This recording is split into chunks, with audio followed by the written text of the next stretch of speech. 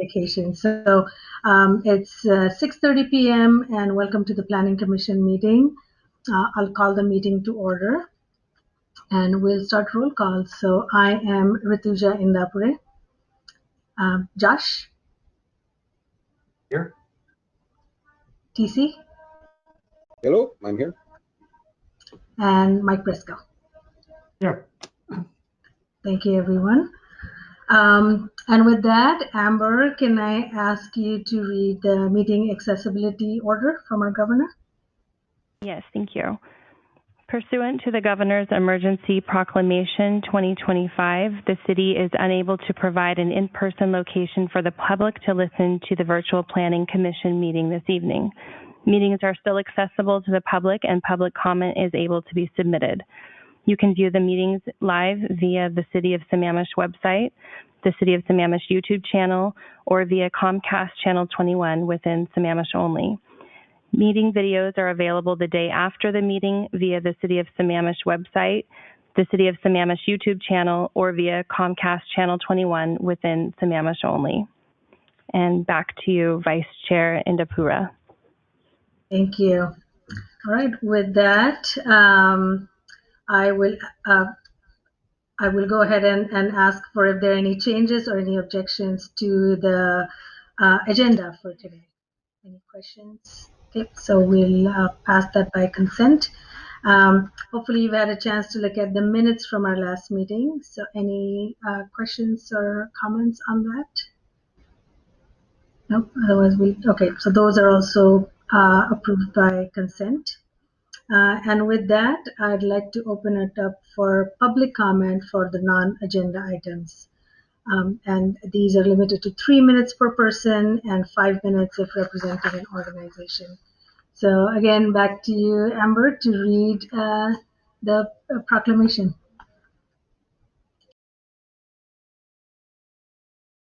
Pursuant to the Governor's Emergency Proclamation 2025, the city is unable to provide an in-person location for the public to listen to the virtual Planning Commission meeting this evening. Meetings are still accessible to the public and public comment can be submitted. Up to 3 minutes of verbal public comment may be provided per person live during the meeting.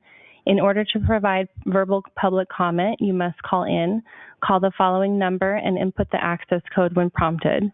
The phone number is 1-872-240-3311, access code 699-839-229.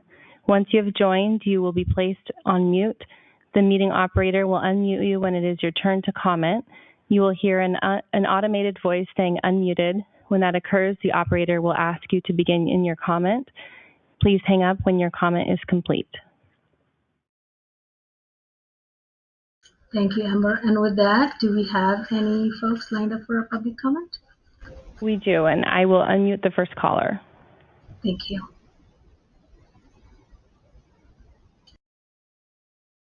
Hello, my name is Mary Wichter, and I live at 408 208th Avenue in Sammamish, Washington, for 21 years now. I just wanted to say thanks a lot to all the work that's been done in the loops for feedback over the past many Planning Commission meetings, and also on the last meeting for recognizing the inputs that I had given so that individual residential single-family home projects in areas that are critical drainage areas could have treatment just like the other code that was adopted or suggested and recommended in the last meeting. So just wanted to thank you for that. I also wanted to let you know that a neighbor of mine who's terrified of public speaking in 2017 had worked all day on a presentation with me in 2017 called What Historic Plats Don't Get.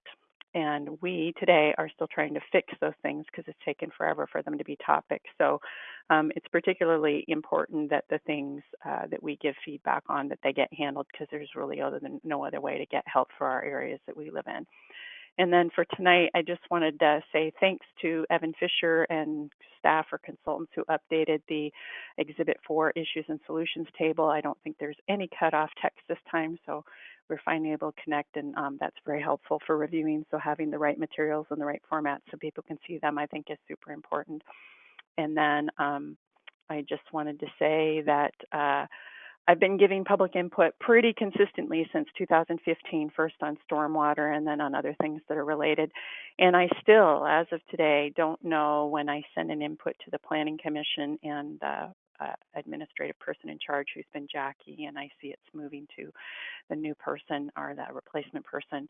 Am I supposed to copy staff or not? I think staff appreciates it, but I don't want to swamp people. And if I copy the staff person I think is in charge, I'm never for sure if I'm supposed to copy their director or not, because I don't have any insight to the process that occurs between these meetings. So like any inputs that we give now or tonight, how does that get reviewed? Do you just go back and watch the tapes? Does someone let you know the emails are sent in? Because I really don't understand that process.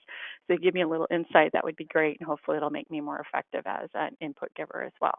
Thank you. I remain an advocate and concerned citizen and really appreciate all the work you do as a commission and staff and consultants.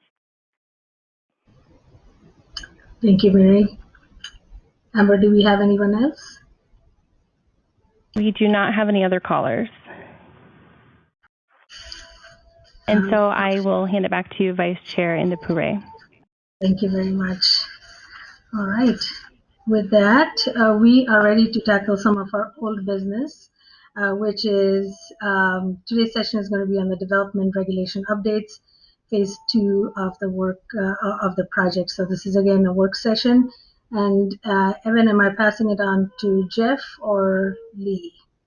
Jeff, is that you? Jeff. Jeff. Okay. So take it away, Jeff.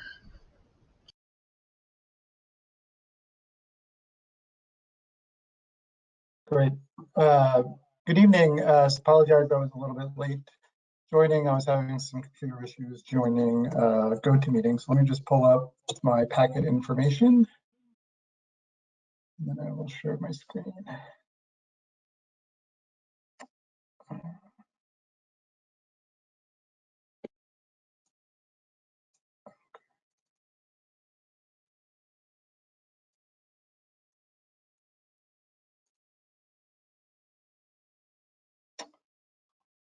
Great.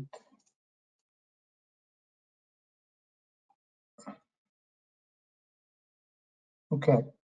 So you should be able to see my screen, which has the staff report. And mainly we want this meeting to be an open discussion and receive feedback.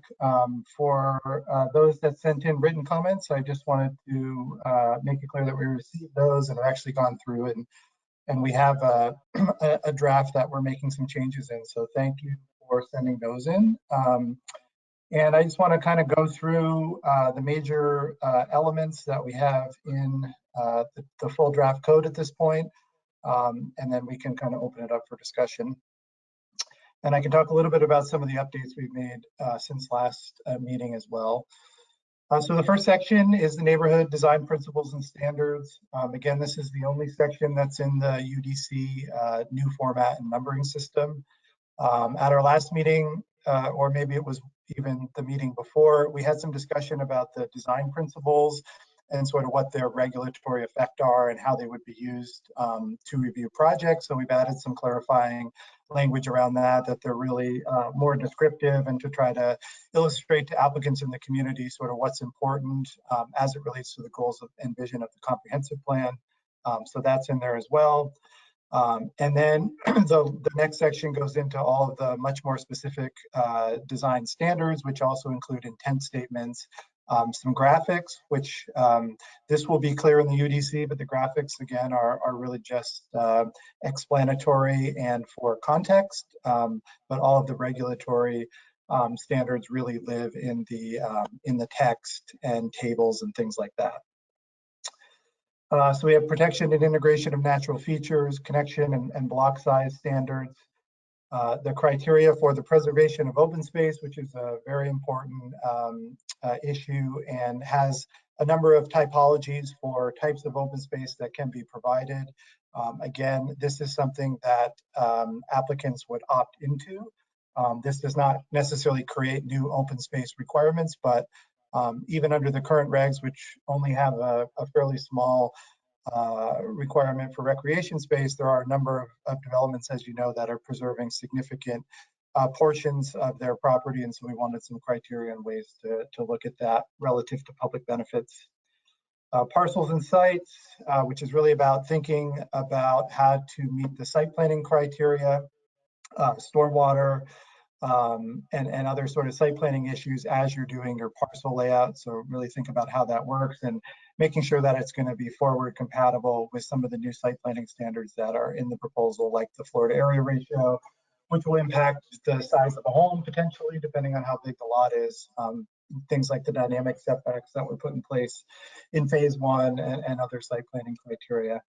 Parking, which is really about providing information so that we know that parking is right size. We're not over designing our streets or adding unnecessary costs to development, but we're clearly wanting to provide enough parking so that, you know, adjacent neighborhoods are not impacted. The arterial frontage standards, which includes the map of the different arterial typologies, and then the different frontages that can be utilized both for new subdivisions and for existing lots that would predate the adoption of this code. And then the sustainable site planning and LID practices, which you know, talk about how to design your neighborhood to support sustainable site planning and low impact development approaches to stormwater. We also have some requirements for larger single family lots to try to retain some of that water on site through LID practices. And then the last section, which is actually part of neighborhood design, but is kind of its own section to some degree, is the planned unit development standards, which we went over at the last meeting. Those are focused on the R1 and R8 zones. There are a number of regulations that can be modified through that process and a number that cannot be. Those are listed in the staff report. In the current proposal, we are allowing some modification to density, but not really modifying the square footage allocations, except for some specific incentives we have in the proposal. So the thinking is that by allowing potentially more units that are smaller but the same square footage, it might be provide that incentive that the community is looking for to create some more diversity in housing. There is incentives for affordable housing and some new process requirements, such as a concept plan review with staff, a neighborhood meeting, and an open house. And I think one thing that I also want to make a point about that's a little bit different with the planned unit development than maybe with a typical subdivision. So for a typical subdivision, you know, that requires to get through the preliminary plat approval process, pretty extensive engineering and design costs. And, you know, from our perspective, both the neighborhood design criteria and to some extent the PUD, at least the major elements in terms of how you're organizing your streets, your parcels, your open space, addressing critical areas, things like that, you know, you should be able to do with a simple illustrated site plan. You know, not something that has a ton of detail on engineering, but really starts to organize the site around the neighborhood design standards. So I just want to make it clear that from a process standpoint, you know, certainly planned unit developments, you know, can be onerous, but our thinking here is that this could be done as an upfront process and something that with some savvy design assistance, you know, could be done relatively affordably. So I think that's an important thing to note. The next section is the site planning standards, and this is a lot of the nuts and bolts for how you would develop an individual parcel. So one of the community concerns has been the sort of relationship between home size and parcel size, and because the city does not currently have a minimum lot size in exchange for providing more open space, developers or applicants can shrink their lots as well. So we're not implementing or proposing a minimum lot size, but the floor to area ratio will have an impact on that. And based on all of that upfront analysis that we did early in the process, we have a pretty good sense that 0.5 is a pretty reasonable FAR, and I think will help achieve a better balance between parcel size and building size in terms of square footage. We've added a new very extensive building height calculation, primarily to improve development on slopes. And Lee Einsweiler from Code Studio is here tonight, and if there are detailed questions about that, he'll be able to address that. And if the commission would like, since it's a new section and fairly technical, we'd be happy to walk through that as well. The last two in the site planning category, we added a driveway width. There was an error in one of the words we used in that table in the text. It should have said parcel width in one of the sections instead of reiterating driveway width. So I've made an update to that.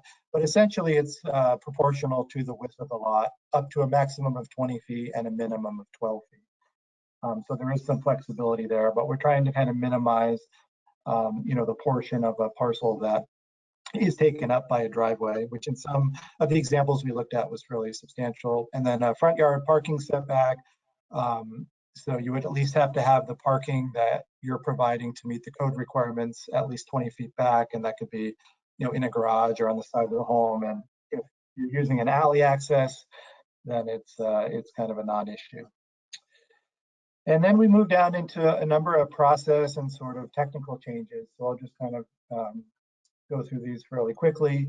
There's been a lot of discussion around the adequacy of public facilities, so things like sewer connections, and trying to move towards a bit more priority and in some cases requirements for connections to sewer systems. Access and road standards or street standards is really important, particularly in some of the older plats with challenging conditions, or also in cases where you have private roads that are inadequate and existing parcels are being proposed for redevelopment, which is further potentially straining those limited streets. So we've added some requirements in those regards, as well as some standards related to the design of streets and connections. Process related, we've added a pre-construction meeting to have a solid handoff from planning to building department, require submittal with the application, and I think that was a recent change and something that was recommended, I believe, from the commission or another stakeholder, to make that be submitted with the application and reviewed prior to the start of construction. The city will develop a standard set of permit conditions that would apply for construction related activities. So I'm trying to make sure that during construction, there's compliance with all aspects of the permit conditions. Generally, we're making no changes to the town center code other than porting it into the Unified Development Code and giving it the new numbering system. There may be a future process that looks at the town center. We don't quite know at this point. But the one change we did want to make was to modify the Unified Zone Development Permits to make them be a type 3 process, which is hearing examiner review with a recommendation from the director, as opposed to the director review, which is the current process. We made a number of changes to clearing and grading permits. One is that clearing and grading must be associated with an approved use. And this comes into play in terms of subdivision approvals as well. So rather than come in and get approval for a preliminary plat and grade all of the lots at the same time, we're trying to make a stronger connection between clearing and grading approvals and the building permit process when we have more clarity on the actual design or proposal for that individual parcel. And we're also trying to emphasize more that buildings and site features should be designed for the typography and not vice versa. So for those reasons, that mass clearing and grading activities will be minimized through these new code standards. We modified the permit thresholds and exemptions, and those exemptions, again, only apply to sites that already have an approved land use permit and are developed. So allowances for removing trees and things, again, don't apply to vacant and undeveloped sites without a land use permit.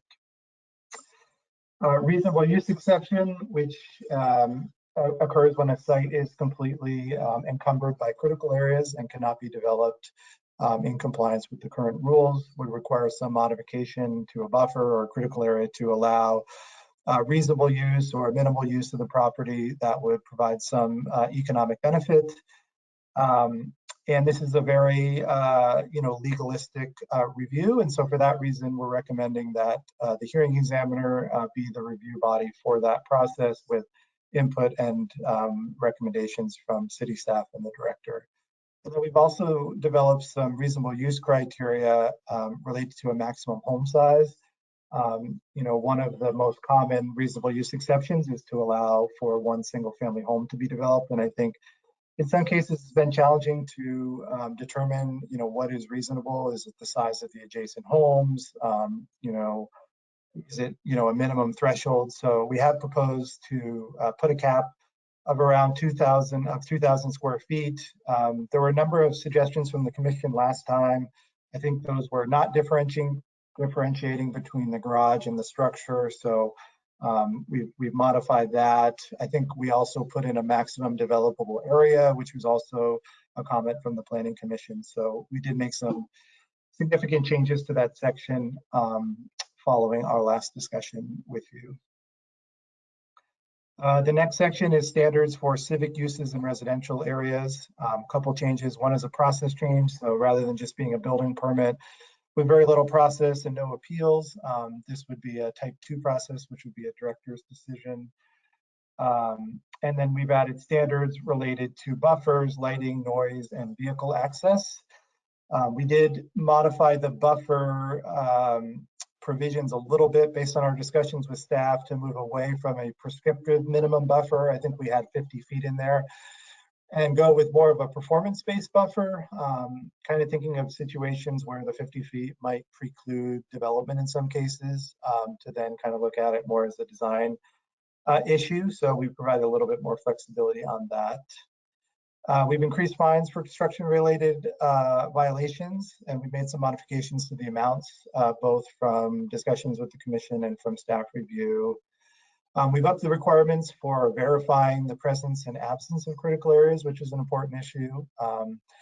Sometimes development occurs without all parties being aware of the actual presence of critical areas. And this, for commercial sites, there's usually more of a robust process for verifying that. For single family properties, typically less so. So we've added an affidavit to require the applicant or their representative to sign a statement, verifying their understanding of the absence or presence of critical areas. And then if requested by the city, they have to submit a letter from a qualified professional, which is less onerous than a full critical areas report, but does require some investigation and to provide that to the city for verification.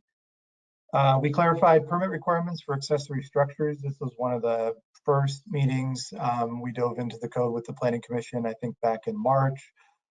So we have clarified that.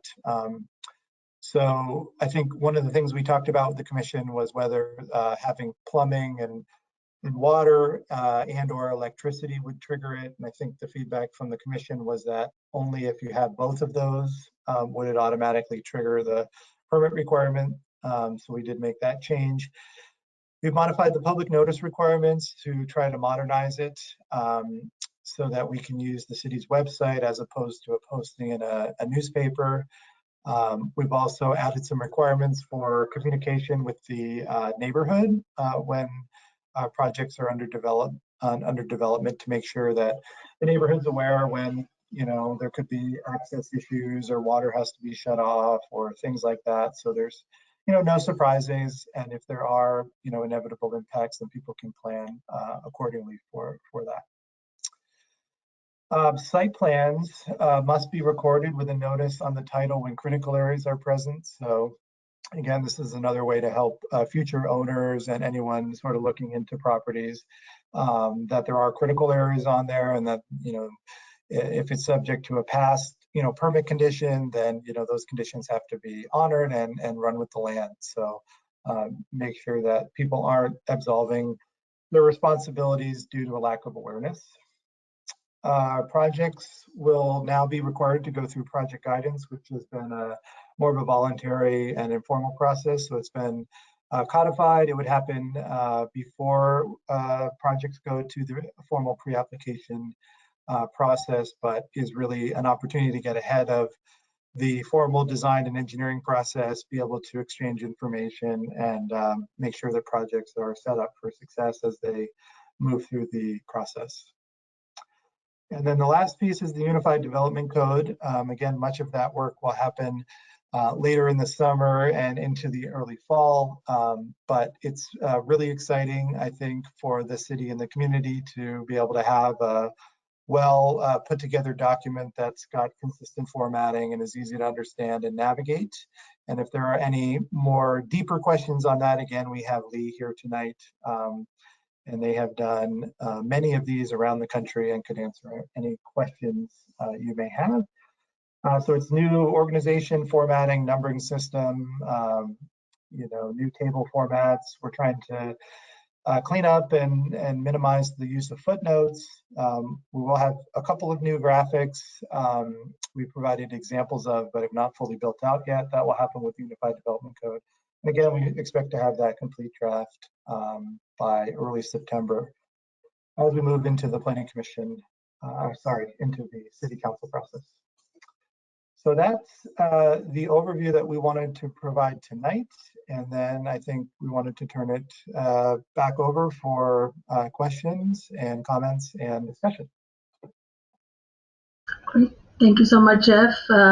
I know we've been working on this for a long time, so thanks for summarizing it so succinctly, and you managed to cover all the topics that we've been discussing since earlier this year. So thank you so much. And I will open it up to questions from the commission. And I know, Mike, you had sent in an email earlier this afternoon, so I don't know if you want to get us started with your questions.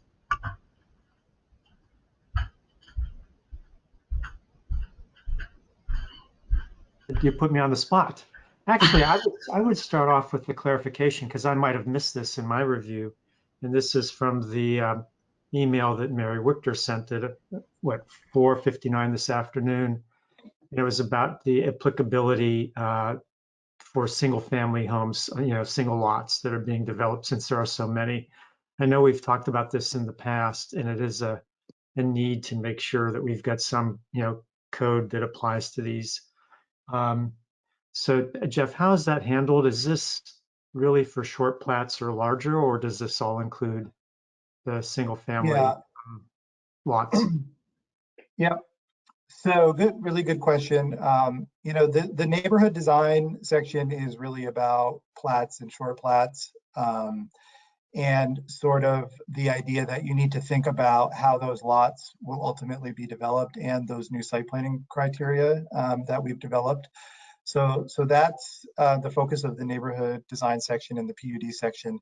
But for existing single family homes, the site planning criteria would apply. So if you have an existing lot and you're going to get a permit for that, you would have to meet the new criteria. So that would be a substantive change for, say, a new home on an existing lot that's not part of a new subdivision. So for example, the height of the home would come under that, right? Yes, it would. Yeah. Okay. And how about some of the issues around native vegetation and trees and so forth? Not so much. I mean, the tree standards, we haven't touched the core part of the tree standards. So things like preservation of significant trees and things, of course, would still apply. But the things about, again, all of the stuff related to that in the neighborhood design section would apply really to subdivisions and not to individual lots, if that answers your question. I think so. I guess I'd welcome some input from some of the other commissioners as well on this to see if we've handled that in a way that's not overly burdensome to individual homeowners, but meets the intent that we'd like to with this updated code. Yep, and just to keep in mind, if there's a concern around that, there are ways to sort of parse that out by basically saying that existing parcels that predated this code, you could have some allowances for that. That would be different from new parcels. We're not proposing that per se, but if there are concerns, that's one potential way to address it.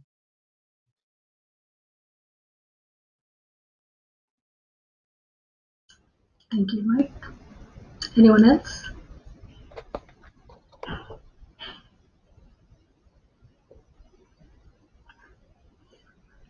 I had a couple of comments from reading through the draft and the information that's being added.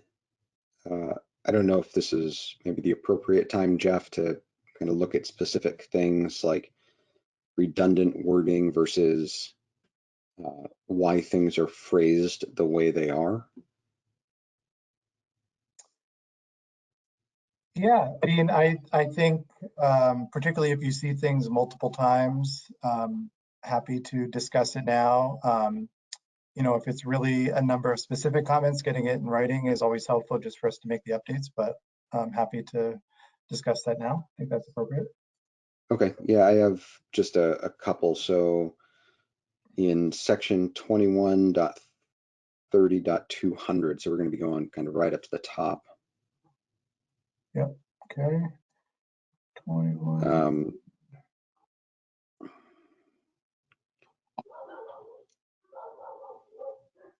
There is, we blew past it. I think it's in the intent statement. Yeah, right there. Design principles are intended to illustrate, oh, sorry, .200, yeah. Oh, So sorry. in that first line, the design principles are intended to illustrate the intent of the design standards. I think intended and intent is redundant. Yep.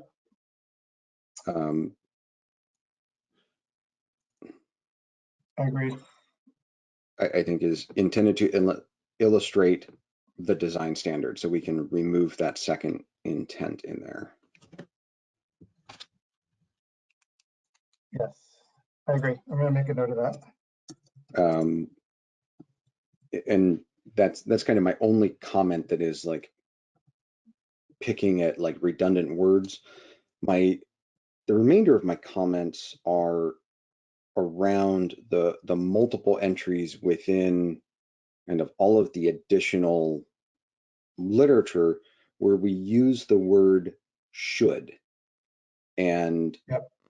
I have a rather visceral reaction to using the word should, because I believe that saying things like should or kind of where possible is programmatically adding an escape to the intent of the document.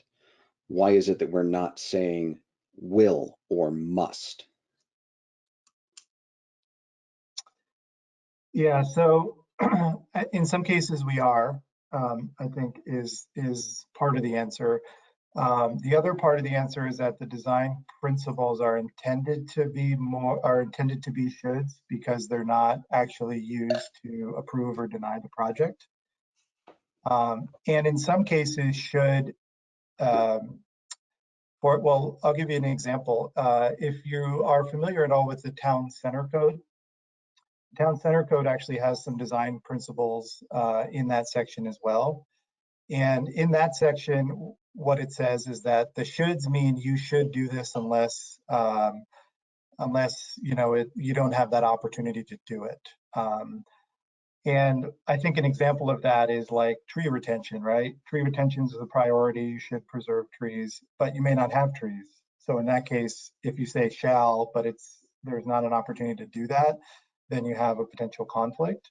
And so where we focus more on the prescriptive standards are not in 21.30.200, but in 21.30.300, which is more forceful wording than you would find in the section above. Yeah, and that was kind of my next point was in 21 6.3300C-3, there is a must in there. So I guess I was trying to understand why in one part we're using should and one part we're using must, wherein I generally feel that it should be a must. Yeah, so it's right there in that first line where it references recreational space must provide a clear public benefit. Yep. So yeah, so this one is a little tricky, and let me just first say is that the design principles are going to be more shoulds because they're explanatory, and the design standards should be more, shall or must. In the case of the open space provision here, it's a little bit interesting in the sense that they're opting in to providing the open space. It's actually not a requirement. And actually what we're saying is if you want to provide more open space, which essentially would result in smaller lot sizes, that you have to be able to provide to us the reasoning and the justification for it. What is the public benefit of doing this? And there's obviously lots of obvious public benefits for preserving open space, but you have to kind of show your thinking around that. So therefore, in order for the city to allow you to do that and approve the design of your project, you have to be able to show this. And we have language that kind of demonstrates how that would be done. So oftentimes the use of the word should or shall can be based on some nuances of what you're trying to achieve. Jeff, if I could jump in here, one of the things that we're commonly asked by builders and applicants is they say, just tell us what you want, right? Even though we have a shall, something that says shall, they still don't understand what we're looking for. So what we're trying to do here with this section is to lay out for them what we're looking for. These are the things you really should be trying to accomplish in your design.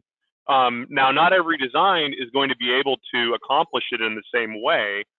So we can't really say shall because not every design is generic in the same way. We have all sorts of different geometric shapes and sizes of things we're dealing with, site conditions, constraints. So what we're trying to do here, this section where we're trying to guide developers in their design and designers in their design, this is the segue between the comprehensive plan, which includes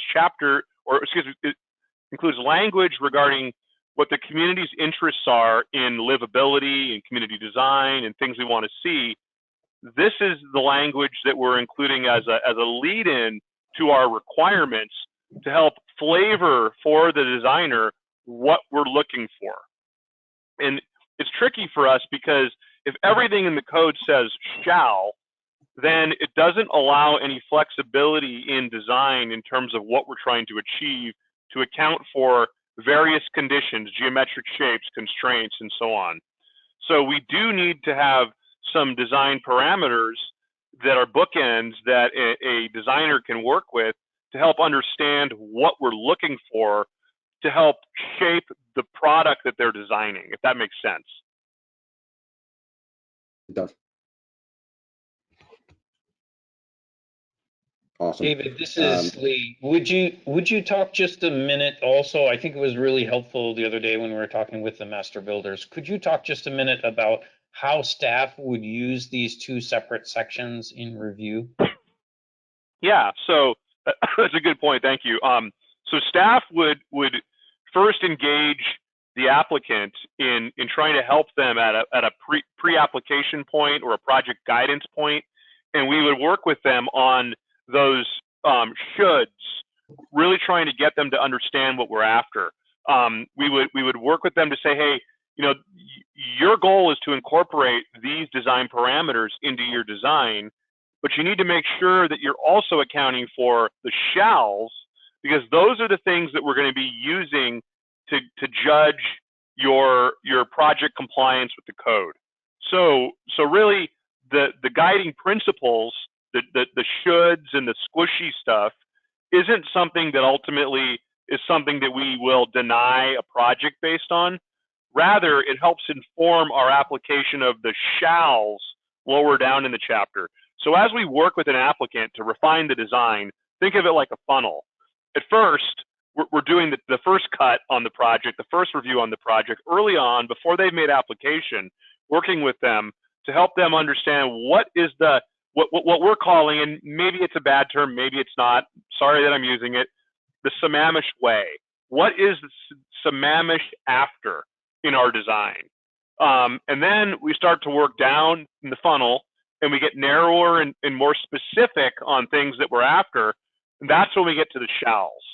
Once they've checked off all the shalls and the project is something that adds value to the community and that we could recommend to the hearing examiner, that's when we would recommend approval of a project. We don't currently have this set up in our code. Other cities do. I know the city of Redmond has come up. The city of Redmond uses this system, and they're more successful in getting better design out of applicants because we're clearer up front on what we want an applicant to do.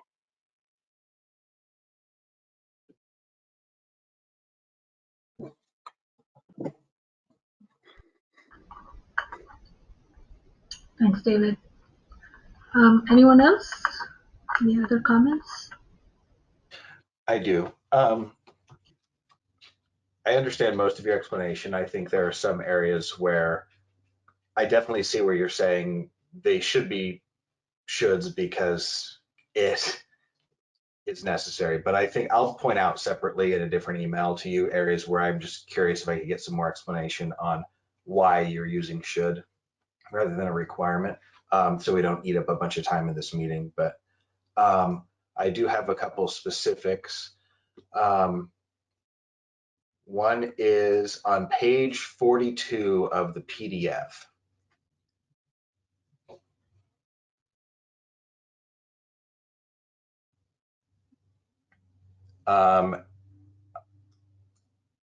Under F, the notice boards.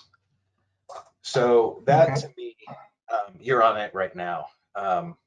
Sorry, page 42. This is 30, so 42. I'm sorry, literal page 42 within the PDF. So the one that's labeled 42 right by your mouse. Yeah.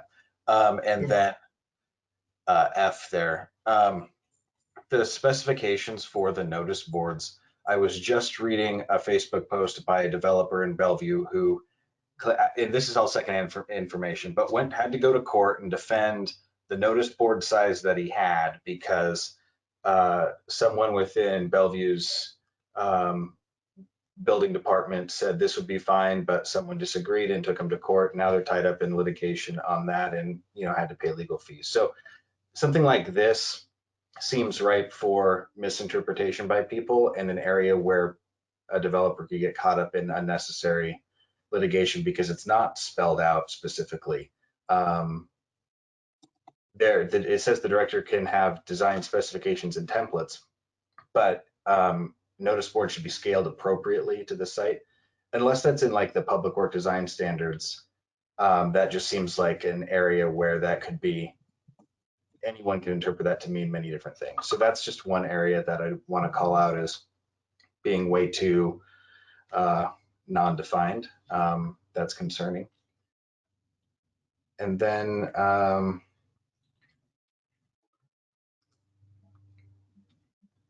on page 48 of the PDF, item B there, an increase in building square footage for non-residential projects. Is there somewhere else in the code where if a residential project increased by X number of square feet, it would be called out? Why the differentiation is what I'm getting at. Hold on, let's see here.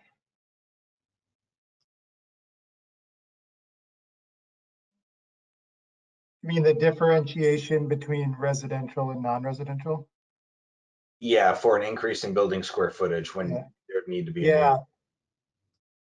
Yeah, I mean, I guess that's a good point. I typically would think of residential as units and non-residential as square footage, but you're right. If you increased every size of the unit, that could be an impact. So I think I agree with you that we should double up on that. And there was, when we first started this, I think TC brought it up. Why do we care if a parking lot added new stalls, assuming that it wasn't also new impervious surface? I can't remember where the commission landed on that, but it just seemed a little overly descriptive, I don't know, prescriptive on that. I'm assuming that the city has requirements for stall sizes, or maybe they don't. But anyway, I wanted to call that out as an item. Okay, yeah, we could add, I mean, a standard, is like 9 by 18. So you could figure out that square footage. And you're right, if you were just restriping it, that's probably not a big deal, right? If you're adding compact stalls or something. So I think that's a good change as well. Okay. And then on page 71. Hey, Josh, before we go to, I had a quick question about one of those in that list as well. So if you're on that page, Jeff, don't move off. Okay. Thanks. Sorry, Josh. Hey, I'm actually a little interested in the implications for a whole new application. Like Josh was mentioning about 2 more stalls. I would add to that, trying to understand any reduction in size of any lots. So that would be a very minor change potentially to the design of the development that would require a whole new application. How complex is that, and is that what we want to encourage? Because I assume it would take time out of staff as well. Yeah, I mean, I think these are all fair questions. I mean, these are pretty low thresholds, and I think what we're trying to avoid is sort of the bait and switch, right? Where and I'm not necessarily saying I have a specific example of that, but where you go through a whole public process and go through the notifications and all that, and then significant changes are kind of made after the fact that don't allow for that same process to occur. So I think that's why we've intentionally put these fairly low. But another option would be to add a little bit more runway on some of these. So maybe it's a percentage increase. So like for the lot size, maybe it's no lot changes by more than 10% or 5%, depending on the comfort level of the commission. But I know the city's had some challenges with this issue, so we're trying to be kind of cautious of what we allow outside of a normal process. So just to get an application. To add another option could be, and maybe David, you'd be able to comment on this, is that in that the preliminary meetings that occur, if this list would be presented and said, when we firm up the plan, or when you firm up the plans, then they're going to be firm, and otherwise we'll need a new application. Something like that would be another way to handle it without having to get into additional runway and so forth. So food for thought. Yeah, I think that's something that's certainly warrants more consideration. So we'll take a look at that as well. Okay. Thanks. Okay, Josh, you were on a roll, so sorry to jump in there. No worries. I think it was page 71. Okay. Under design standards, setbacks and buffers. And I think I harped on this the last time we went over this. My issue is with, if mature trees are not present, the buffer shall be landscaped to provide year-round visual barrier between the school, blah, blah, blah. The presence of mature trees does not mean that there's going to be a visual buffer all year round. Right. I think mature trees should be kept, but that it has no bearing on whether they need to add a visual buffer. Okay. I agree. And I've got other items that I will bring to your attention over email that probably aren't worthy of a full discussion and taking up a bunch of time, but I appreciate all the effort that went into this. And that's everything. Yeah, thanks. These are all really great comments. We'll certainly track all of the changes that we make to this draft, so there's a really clear summary.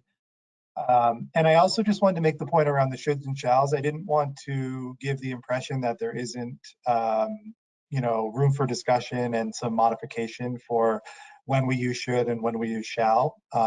We just wanted to make the point that sometimes it is intentional and it comes, there are some nuances to why we've chosen one direction or the other, but that's not to say that there aren't some cases where we may want to make those changes. So we appreciate the attention to those, and we want to make sure that we get them right. I'll add then one other, and this is on the PDF, page 25.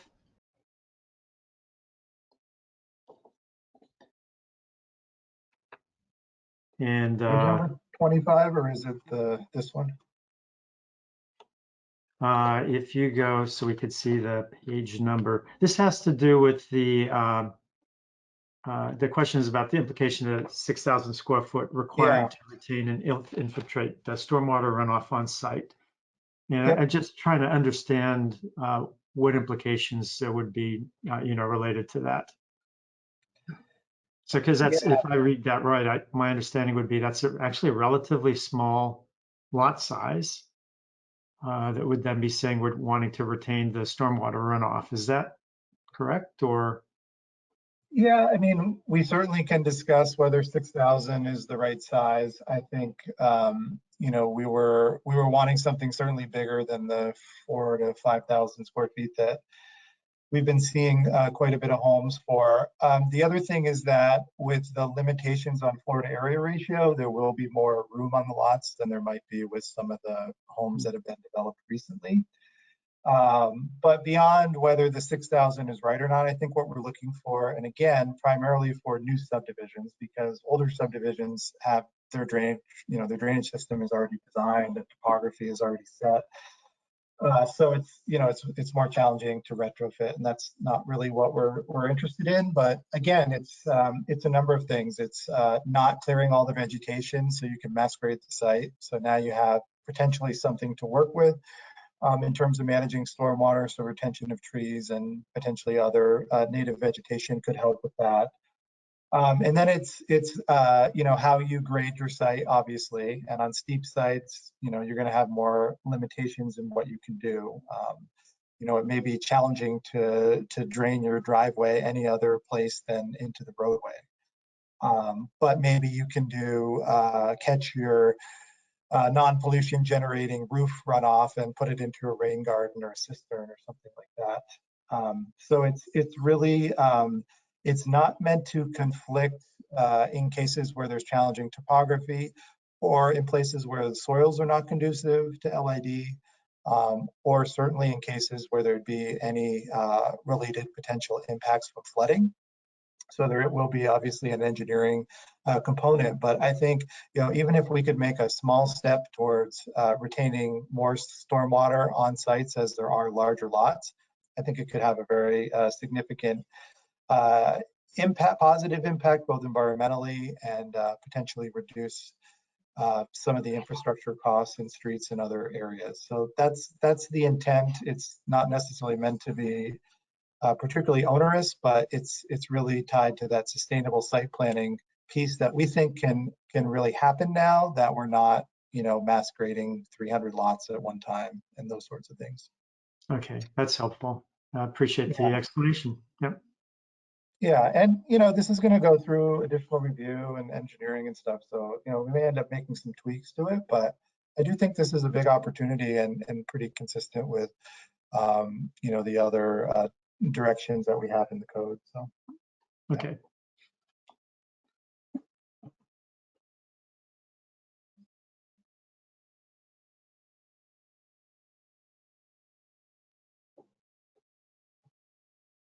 We can't hear you if you're talking.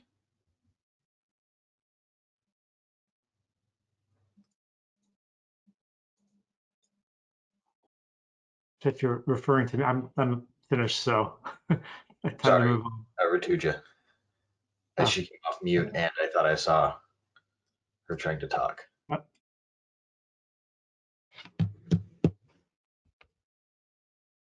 Yeah. No, Ratuja, we still don't have you. You're on double secret mute.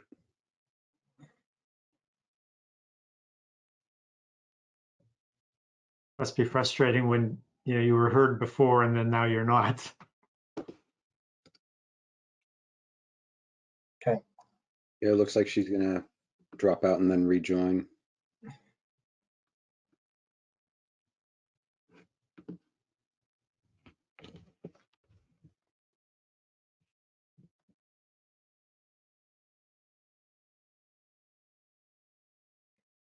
While that's going on, I was wondering if you mentioned the meeting with the master builders and we all received their email. I was curious if you could give us just a top line overview of some of their concerns and how that those might be addressed. If I realize I'm throwing that at you and you might not have notes on that in front of you, so. We've got lots of notes. David, do you want me to do that? You want to do it? I'm happy to do it. Just let me know. If you want to take the lead on that, and I'll fill in where I think Yeah. maybe there might be extra information, that'd be great. Yeah. So, whenever we're doing a code project, we always find it beneficial to meet with the development community, regardless of the community that we're working in, sort of to make sure that there aren't any fatal flaws and that, we're receiving their input from that perspective. So the meeting was quite informative in that regard and a good discussion. I think initially, the neighborhood design criteria are new. It's a new thing for Sammamish, right? And it's a little bit of a different approach to regulating development. Again, one that's used in many other communities, but not so much in Sammamish to date. So I think there was just some questions and discussion around that language and how it would be applied. A lot of the same discussion that we just had here. What's the relationship of the design principles to the regulatory environment versus the standards, things like that. I think we did work through a number of those and were able to kind of show where the shoulds actually resulted in a shall, down in the standard section and how those are connected. So that was a discussion. We talked quite a bit about the issue which we just were discussing, which is the grading, the clearing and grading for large developments.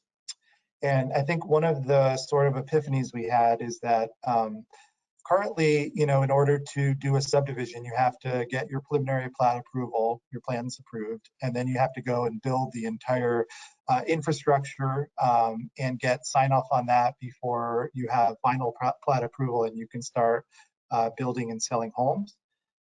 In communities that I've worked for and other, communities, it's fairly common to allow things like bonding and phasing so that you can kind of better connect the development of the infrastructure to the development of the home sites, right? So maybe, one part of the development, you're doing the infrastructure and you have a bond in place, and the bond is in there if, the developer goes away and they haven't, built all of the infrastructure, then the public could take that money and go in and build it. So there's thereby reducing their risk. So that is something I think we want to explore, and whether there's perhaps the opportunity to allow bonding and better connect sort of the site development activities with the infrastructure piece of the plat approval. And that could happen either in the regular subdivision code, or it could be something that's more pervasive in the planned unit development code. But I think if we could solve that issue, then we might have alignment on that process. Which is used by other communities currently. So I think that was really interesting to me. And then let me just pull up my notes. I'll add the concern stated by the group regarding certainty, right? Yeah. So what we heard from them. Oh, go ahead. Well, I was just going to say that was sort of, just to give you context, that was sort of why I mentioned the issue with the illustrated site plan early on, because I think, there was this concern that they would have to go out and engineer the whole thing and then go through the process, where I think, and we could come back with some examples of this, is we just want like a colored site plan where your lots are and your topography and your open space, and get a sense of sort of how you're organizing things. And I think if we could convey that and make it less scary and less costly and a little less risky, then I think we might get more engagement in that process. Yep, agreed. And building onto that, I think in the same context as that, and this is a comment I've heard in past code update process, and it's a comment I've heard not when we aren't even in code update processes, is that what developers are looking for and what large builders, locally large, national builders are looking for is in underwriting that predictability that if they come in the door with an application, that it's going to be approved as it came in, right? That they're getting it right, that there is not a lot of subjective discretionary authority that the city has to then tell them they have to do something different than what they originally planned it for and what they bought it for with a certain expectation on return. So we did hear that from them, that in some cases they feel like we're adding additional discretionary layers on the part of staff when they don't know what we're looking for. I counter that with the fact that we're adding these design parameters that we're actually trying to tell them this is what we're looking for. And if they follow those design parameters, they will be successful. We haven't had those in the past, so we've actually had debates with applicants regarding their designs. When they've come in and designed something that we feel doesn't meet code, they can get pretty entrenched and not wanting to change it because that is what they bought it for with the expectation on return, if that makes sense. Yeah, so I think, the concept review process, for example, in the planned unit development, and we could theoretically add something like that for the regular subdivision, but you also have the project guidance piece and you come in with a sketch. We've done lots of urban design projects where the sketch, ended up kind of being what we ended up engineering and developing. So I think if we can kind of, make the process a little more straightforward and, minimize the engineering costs that are associated with that, I think we could be successful. So maybe there's some work we could do to help clarify how that would work. And, it'd be great if there was an early adopter or someone that wanted to work with the city on going through that process. That would be great. So beyond that, I think, we talked a little bit about the preservation of trees, whether that would occur on lots. I think there's some concern around preserving trees on individual lots because of the potential risks during construction. So that was, I think, interesting to understand their perspective on that. They mentioned that some communities have guidance called right tree, right place. They mentioned Forterra has guidance on this, and some other cities like Durham and Redmond. So we can certainly take a look at that and see if there's anything we can glean. And I think that's kind of the highlights, I would say, in terms of what we discussed.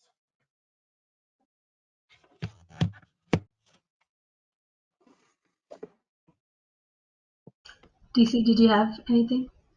Did you have a question? No. Okay, great. Thank you so much, Jeff. And David, did you want to cover anything else, or can we move on to the public comment section? Yep. Okay. So thank you again, Jeff, and thank you, commissioners, for your pertinent and invaluable input.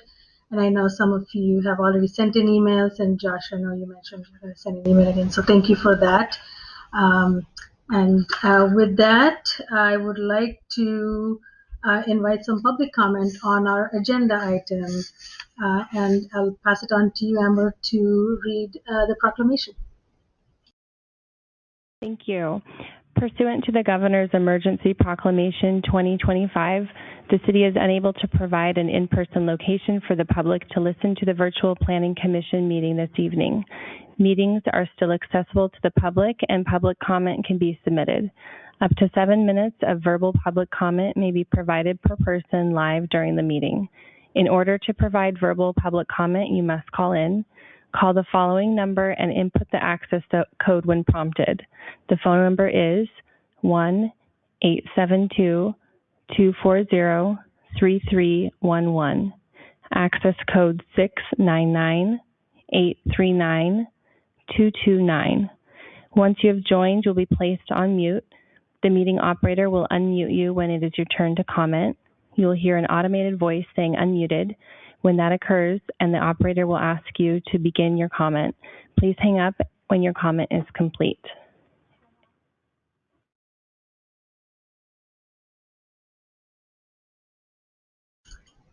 Thank you, Amber. Do we have anybody for public comment? We do have a caller on the line. Hello, my Go name's ahead Mary and Wick- hi. Hello, my name's Mary Wichter, and I live at 408 208th Avenue Northeast in Sammamish. I'm going to just give some feedback from what I heard tonight, and then I'll go over maybe some portions of the detailed input I had emailed just right about 5. The first thing is there is a Sammamish Municipal Code for basin plans, which is SMC 24.20.20, which is in my written input. It kind of got broken off from the stormwater changes because when we did the docket process through Miriam Leitner, it hadn't been able to be changed because there weren't stormwater things going on. So right now there is stormwater code going on. There is this going on, and I think that the basin plan should be put with the stormwater code. If that could possibly be done, that would be a really great thing. So I just didn't want to leave that out. As Jeff Arango, the consultant, was talking, he said that for RUEs that they were going to be changed to type 2, where it's just the director says what the recommendation is and then it goes to the hearing examiner. The problem I have with that is when somebody comes in for a reasonable use exception, they just look at the interior of the site. They don't even seem to be looking at the things around it. And the only way you're going to find that out is if you have public input. And if we don't get the public input until the hearing examiner level, you're taking people that maybe have never given public feedback before to any process, who are maybe terrified of public speaking, who don't know the hearing examiners, and they can't sit through a 4 or 6 hour meeting that they've been recently verbally or virtually. So I think that it should be kept as the city approves it, and then if someone doesn't like it, then it becomes appealed to the hearing examiner. And originally I thought maybe the change would be good, but after having been through giving input for several RUEs, I really think that it should be a staff decision that can be appealed to the hearing examiner. So I hope you'll consider that. I did want to talk a little bit about the sensitive area notice on title, which used to be called a SANT or a notice on title as the current code is. The city has long forgotten to do these for many years. A lot of times the form they use is the King County one for sensitive area, which they're called critical areas now. And even the one for my house was built in 1995 and 1996. It says that I may have limitations on things that can be done with mine. And that strength of language in that single sentence is not making it into the new critical areas notice on title. So that needs to be reviewed and looked at. And what it is to do is if you're going to do anything, even a clear and grade permit, you need to have a notice on title, because maybe your house never needed a permit before or should have had one and didn't, but critical areas were identified first in 1990 so the GMA. The critical area ordinances were 2005, and we really need to get those recorded. And then people will know that they can do things or can't do things, because when people are buying houses these days, there's so little on the market that they just buy them and they hardly get any time to look, and that needs to be clearly recorded. Also, just for, I think Mike Bresco had talked about my feedback. It really, really is important that single family homes, either a new home on a vacant lot or an existing lot or a house that's renovating, they do need to undergo this design standards that Jeff has been going through. And the reason is let's just say you have a lot and you happen to own the connected forest area between 2 subdivisions, but you're just a single lot. You shouldn't be allowed to break up that connectivity of a forested area just because you're developing on that lot. You need to know what's going on your lot. You need to know the houses and adjacent lots to it on the sides, however many sides there are, above it and below it if it's not flat. And even if it's flat, you need to look at connectedness of trees. So even though a single family home doesn't have an open space requirement, you need to look at where it is. So a lot of the things you have to look at for a subdivision, you have to look at for infill development on a single family lot, particularly if it's in a constrained area with 1 or more critical areas. Like you need to go, where is the access? what's the best way to put it? Can the driveway really be perpendicular, or is it better if it goes at a 45-degree angle up the slope to the north or to the south? Because if you put it up to the north and all the other houses on the street go south, there isn't any way for that car to make the turn, or for a truck and trailer to do landscaping to make that turn. And then they have to go park on somebody else's lot or turn around, and that just doesn't work in narrow private road areas.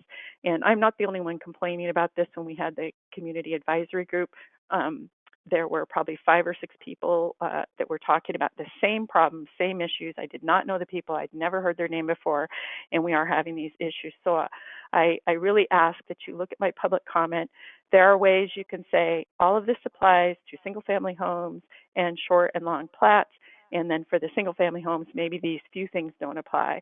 Or do it the other way, that nothing applies except these things, but I think there's more things that apply than don't. What we're trying to get people to do is, when they buy a property, they understand what it is, where it is, what they can do with it, where are the utilities, can they put a septic or not, are there sewers nearby, do they need to pull it, is there any private water wells that they might have problems with, are there any critical aquifer recharge areas, how close it is to a wetlands, where the streams are, and all those sorts of things. And this just doesn't go for geologically hazardous areas, it also goes for shoreline. And there's been a person, Aurora Merchant, who I've never met, never talked to, but I've heard her give public comment, and she's talking about urban conservancy zones along the shoreline. And in her last public input at the last city council meeting, I think she didn't actually state her name, but she's the last caller, she actually said, you need to have all the plans around for the site that you're doing, and they need to be reviewed together by the city. And that's the same problem that we're having with single family homes. So if nothing else tonight, I hope that you'll actually take that, because we do need to have that covered, particularly for single family homes on existing lots, because we've just had these problems for too long. There isn't any way they're getting corrected. And then if people don't look at what they're doing, they buy a house plan, they put it on a lot where it doesn't fit, they over excavate or take too many trees. There isn't bonding, there isn't vegetation, there's just no way to recover it. Regardless of the amount of fees that you might try to charge them, or the code compliance that you do off complaints, you can't fix it. So what we need to do is get these people informed, ready to go with information about what they shall, can, should, will, must do. And you can look for all those words, and then try to get them to do the best design for not only the parcel, but the areas next to it, without causing problems with the people above, below, or on the sides, and without causing problems to the neighborhood. And then that will all sum total that the projects will be more successful, there won't be such high costs, things won't get stalled out, and they won't foreclose, and flip over, which is the land being trashed for many years, up to a decade or two, which has happened and does and is still happening in my area. So I won't go through the things I had emailed, and between now and the public hearing, I will try to either give inputs or send more detailed impacts on things that were suggested that I don't see in the code or should be put in the code differently. So thank you. Thank you for your comments. I'm going to place you back on mute, and we do have another call. Caller, please go ahead with your comments. Good evening, planning commissioners. Paul Stickney here in Sammamish. Have a few comments for you, sort of at random, tied to a lot that has been going on. At your meeting a few weeks ago, I sent in some comments, and don't know how many of them were or were not addressed, but you can go back and look at the public comments I sent in then. And at the top of those pages, I had a high level topic that has been discussed somewhat tonight, and Mary Wichter just brought it up as well. But I'm interested in things like one-for-one replacement of houses is the main issue. As many homes here that were built in 70s and 80s, not so much in the 90s, over the next 10 to 20 years, a lot of times the site values become so high priced that new homes want to get built, happening all over the east side, in Kirkland, Bellevue, Redmond, Ed Hill, it's happening, lots of other places. So when a home gets taken down and the old structure is gone, is that footprint grandfathered, or are they starting from scratch on that site as if no home existed? An extreme example would be, and I don't agree with the 100-foot arterial, we'll talk about that in just a sec, but if you have a 100-foot arterial that you adopt in code, and say there's a home on an arterial that is only 40 feet away, does that home, if it is torn down to rebuild as a one-for-one replacement, does that have to move back the extra, 50 or 60 feet? So that's a question. And then I think maybe you covered this, but I didn't hear it either at last meeting or tonight. And if I missed it, that's on me. But if not, here's the statement. What is a substantial remodel? How much square footage is that? If somebody bumps a house out 5 feet to expand one room, that's probably not too substantial. But if they're adding 500 square feet, 1,000 square feet, then how many of the development regulations that are being proposed now that were not in place when that home got built, would those overlap? Would they get to use the standards when the home was built, or does the entire site get analyzed under the new standards? Or is it a hybrid approach? What happens if people add detached ADUs and stormwater requirements? Maybe that was in here, I missed that. Those are just things that I think should be relatively clear. What I was trying to suggest a couple of weeks ago was having somewhere at the start of this a few scenarios of, if you want to do a remodel, go here. If you want to add an ADU, go here. Just have, what are some of the new rules and how do they apply to the different ways people can use or adapt sites over time? Now, a couple other specific comments. On stormwater, in reading through this, to me it's a little bit murky, shades of gray. Is stormwater referring, and LID, to the presently adopted 2016 King County Manual, which is over 1,100 pages? If I have that number wrong, Mary will call me and get me squared away. And the Sammamish Addendum, which is 30 or so pages. That's our stormwater. Or is this referring to something else? Is this referring to new, potentially aspirational or new code changes that are coming in stormwater? So all these references throughout this whole thing, is it applying to what is our current, presently adopted stormwater situation, which is far more stringent than 2009, just absolutely leaps and bounds? Or is it something even greater than that?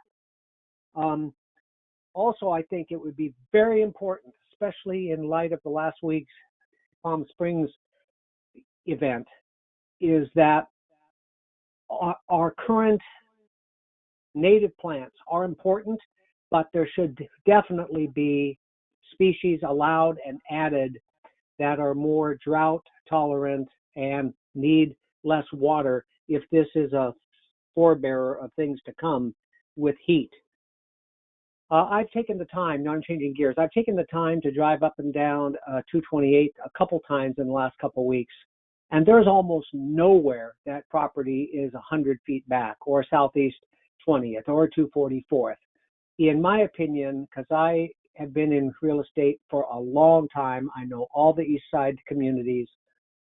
I know Sammamish is, and I appreciate the comment by Mr. Pyle, the Sammamish Way.